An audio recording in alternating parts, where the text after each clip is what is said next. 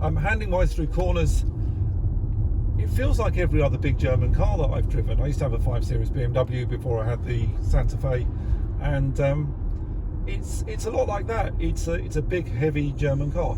It drives really nicely, and it handles quite well. It's quite agile, but at the end of the day, it's a fairly high riding car, and it's 2.7 tons. It's never going to be a sports car, and I don't expect it to be one.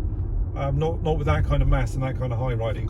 If you wanted a big estate car that handles, go and get a BMW 5 Series Touring with the M Sport pack on it, or something like that. Get an Audi RS6 if you can afford one, because that's a phenomenal car. But the eTron, I think the weight will always stop it being a sports car, but nevertheless, the straight line acceleration will leave most sports cars behind. In terms of quietness and ride comfort, this is just about the most comfortable car I've ever been in. The ride is absolutely superb, and it is incredibly quiet. There's very little road noise, even though it's got great big 255 section tyres on it. There's no wind noise, even though I've got the sunroof.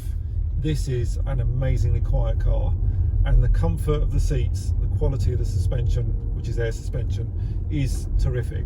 If you drop it down into the low modes like efficiency and dynamic, which lower the car, I find it a little bit firm. It clatters on some of the potholes then, but out of town it is terrific, and it does handle and it does give you a really smooth ride. Motorway, we've done 500, 600, even 700 miles in a day. I think my record's about 720 miles in a day, coming up from the Alps through the tunnel and back to home. It's not fatiguing to drive. This thing is absolutely lovely on a long journey.